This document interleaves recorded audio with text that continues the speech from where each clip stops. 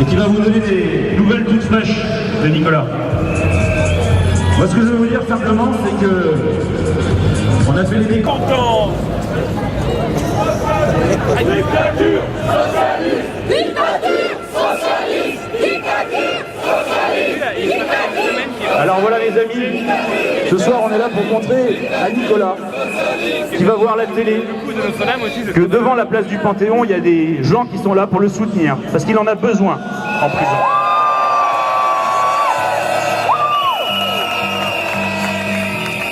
Il y a des magistrats de gauche, des magistrats de droite qui s'émeuvent aujourd'hui. La presse s'en fait le relais. Ils ont passé une ligne rouge.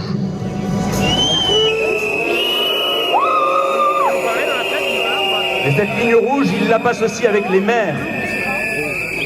Commence à circuler la circulaire de M. Valls,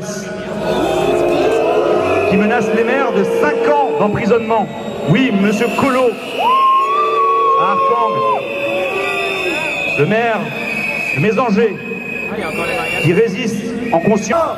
François, François, libère Nicolas, François, François, libère Nicolas, François, François, libère Nicolas. chers amis, Nicolas est notre ami. Nicolas, je l'ai rencontré début avril. Il avait fait partie de l'équipe qui avait fondé les Veilleurs et il a commencé à s'impliquer parmi nous, chez les campeurs. On s'est installé place de la Sorbonne. Vous avez peut-être entendu parler des Français en révolte qui ce jour-là étaient très en colère suite au vote de la loi Taubira. Et Nicolas était en colère, bien que pacifique, il était en colère. Nicolas s'impliquait tous les jours chez lui, il organisait des petites réunions où l'espoir était... Hollande Berger, Hollande, ne sois pas le mouton de Berger, Hollande résiste. Hollande, résiste, prouve que tu existes. Hollande, résiste, prouve que tu existes. Benoît Gruau, l'avocat de Nicolas.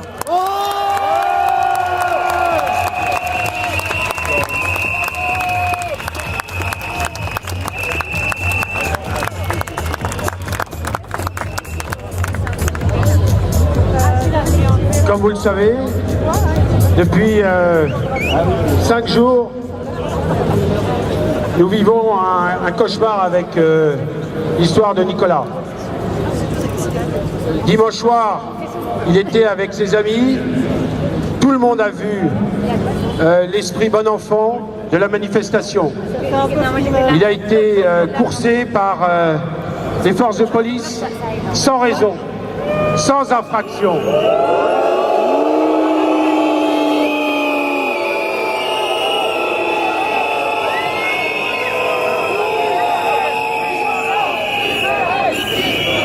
Il a eu le malheur de s'échapper parce qu'il était poursuivi par 5 ou 6 policiers. Vous connaissez l'histoire, il est monté au premier étage de ce restaurant.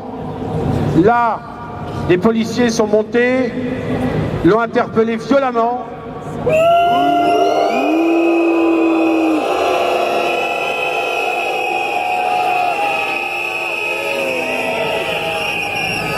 Nicolas a reçu des coups.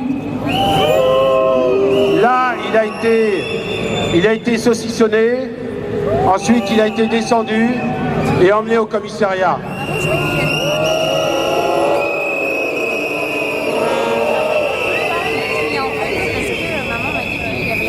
Il a fait l'objet d'une première garde à vue. Je pense que certains d'entre vous sont habitués à cette procédure. Une deuxième, un renouvellement de garde à vue. Là aussi, nous sommes habitués et nous attendions évidemment un déferment et ensuite un renvoi en comparution immédiate.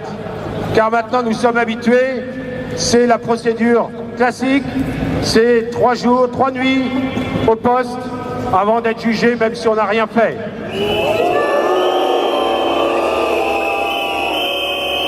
imaginez évidemment l'ambiance dans la cellule. Ça ne suffisait pas. Nous arrivons donc en fin de prolongation de garde à vue. Là, il y a eu, soi-disant, une confrontation avec les forces de l'ordre. J'ai pu poser une question sur 15. Une question sur 15. Voilà le débat contradictoire.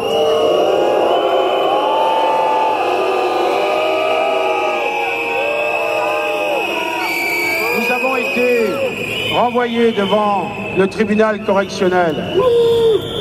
Et là, nous avons découvert que l'attroupement non autorisé, la participation délictueuse à cet attroupement non autorisé n'était pas retenu.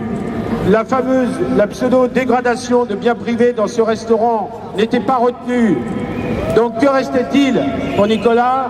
Une prétendue rébellion au premier étage de la pizzeria.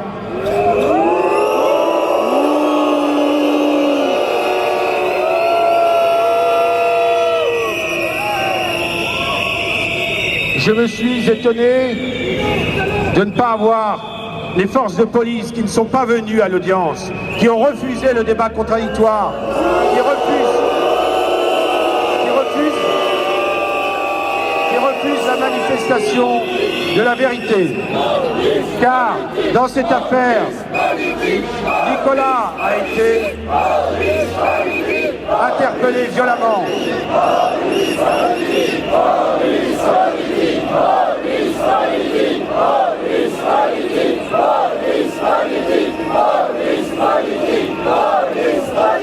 Il n'y a eu personne évidemment de la pizzeria. Nous attendons quels dégâts, peut-être les policiers en arrivant, en chargeant, vu évidemment la course qu'ils avaient quand ils ont poursuivi Nicolas. Les forces de police ne sont pas venues, nous n'avons pas eu de débat contradictoire. Et malgré cette absence de débat contradictoire, des magistrats ont mis Nicolas 2 mois en prison. Il a 23 ans, il est primo délinquant, il n'a pas de casier judiciaire.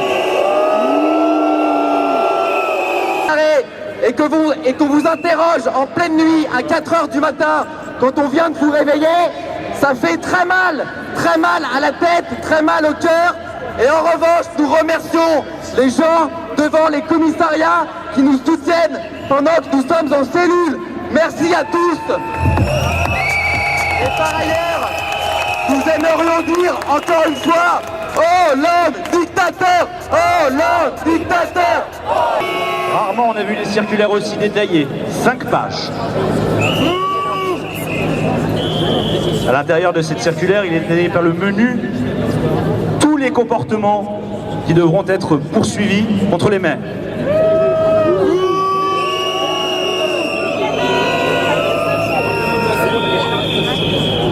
Le fait par une personne dépositaire de l'autorité publique agissant dans l'exercice de ses fonctions de prendre des mesures destinées à faire échec à l'exécution de la loi est puni de 5 ans d'emprisonnement et 75 000 € d'amende. C'est ce que risque M. Collot à Archange en résistant en conscience à cette loi. Mais la pression ne s'arrête pas là. Je vais vous donner lecture des 2 derniers paragraphes qui sont croustillants. Je vous demande de me tenir informé des situations dans lesquelles certains officiers d'état civil refuseraient de célébrer des mariages entre personnes de même sexe ou procéderaient à des manœuvres destinées à empêcher la célébration de telles unions. Je vous encourage, en tout état de cause, à leur rappeler dès que vous avez connaissance de tels agissements, le cadre dans lequel ils agissent et les sanctions qu'ils encourent.